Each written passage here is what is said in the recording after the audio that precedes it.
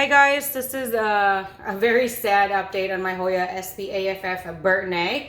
I hope you enjoy my video. You're going to hit the like, subscribe, and of course the bell so you're notified every single time I do upload a new video. All my social media accounts are in the description section, including what I am providing for this plant will be there as well.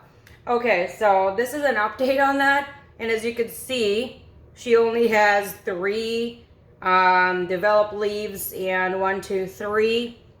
three baby leaves and one that's super baby, so I'm not even going to count that as a fourth. A little story in regards to the Burtoniae. Burtoniae is a little bit more advanced, I guess, in regards to taking care of them versus a Carnosa, which is a very basic, very easy Hoya, and also versus a Pubicalix, which those two kinds I got really comfortable with. So I tried to branch out and I saw an opportunity, of course, for the Burtoniae, and so I purchased that one. And what I didn't realize was that it, like Hoya's by itself can be very, very difficult. And even though you believe you just watered it, it just needs to be watered again. And so with me, when I touched the potting mix that I actually put it in, which was perlite, cactus dirt, and orchid bark, it was still a little moist or a little damp. And usually I let my Hoyas dry out more than that. So it became into dry rot, which the plant was slowly just dying. Everything was like every single vine of that particular plant that I got, because it was multiple plants, really was suffering with dry root rot. So I've never experienced or heard about dry root rot until Hoyas. So apparently they can suffer from dry root rot, and that is due to just underwatering. Hoyas, like I said before, can be very, very difficult. And with that, I think she was just experiencing a ton of light. I don't really know. So, I mean, she was in like whatever spot a lot of people recommended, watered her, whatever people recommend. Everything was a recommendation of success from other people. So I tried to replicate that as much as I could, and I failed. So as much as possible, I tried to save all of the leaves that I could. So when I clipped it under the node, if it had a white sap coming out, it's a potential to possibly have any root system come out. This is the first one that I've noticed that has grown some root system. So it was growing in coco coir. It was on top of a heat mat, and it was in my propagation station. And again, I will put that down in the description section as well if you guys are curious in what I am using. When I discovered that, accidentally, by the way, because I just jammed this clipping, and it was just these three, I think, or it could have, I don't even know how many leaves it was that was really there, but I'm going to show you what it looked like. So this clipping was, kind of long, and I just kind of merged it with a different propagation pot that I have, because I prefer them to be crowded than have their own separate one. And from my personal experience, when the pot is way too big and you have no root system, there's a higher chance of overwatering and rotting anyway. So I just jammed it in there with a pot that already had clippings in there. And this, I was checking that pot, and this is when I discovered that this one has a root system. Not very much, but it's enough. Like it's pretty good.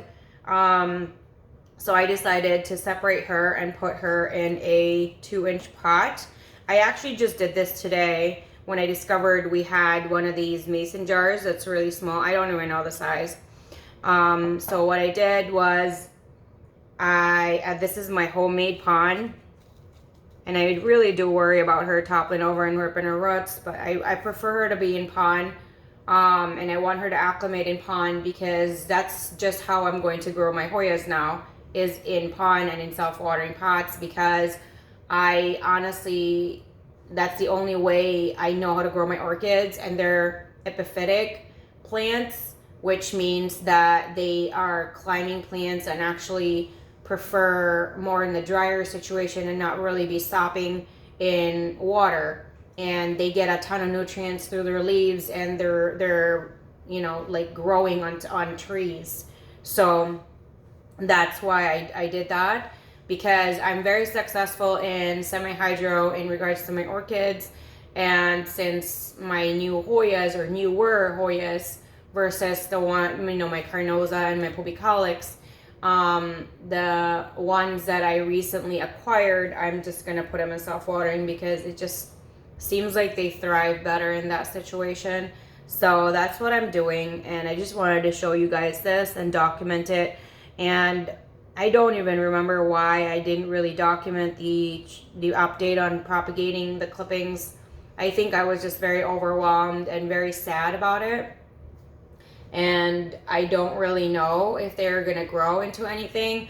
I'm open to possibly getting another SPAFF Burtoniae, or even a plain Burtoniae, and even a bilobata, because I really do love this plant. And what I've noticed was this was very, very limp and dehydrated when it was a clipping, and now she has plumped up, which is really, really beautiful. And I really, really like it. I just always keep propping her up. I'm always so worried. She just keeps, like, she's gonna rip her roots.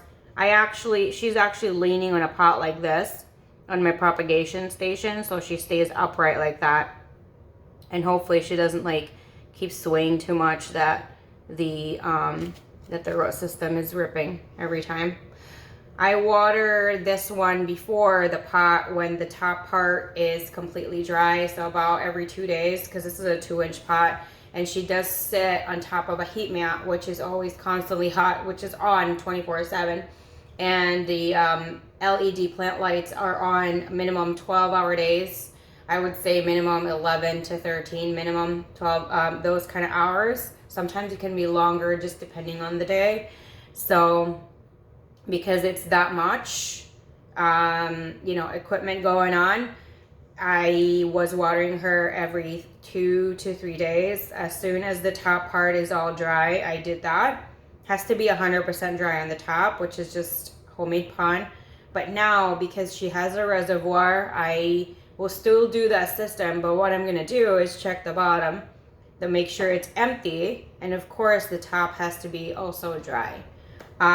If you guys want to chit chat about this particular plant, any tips, if you are successful with your Hoya SPAFF Burtoniae, if you have any tips on care tips, the kind of lighting you give it, when you water it, the kind of medium or substrate you use for it, let me know down in the comment section below. Any kind of tips or advice is always very welcome, because I want this baby to thrive. And like I said, I'm open to purchasing a bigger one if I need to do that in the future, or I don't want it to deteriorate again in the future. So any help will do. So let me know down in the comment section below. Thank you guys so much for the love and support. I love you guys, and I'll see you guys again next time. Bye.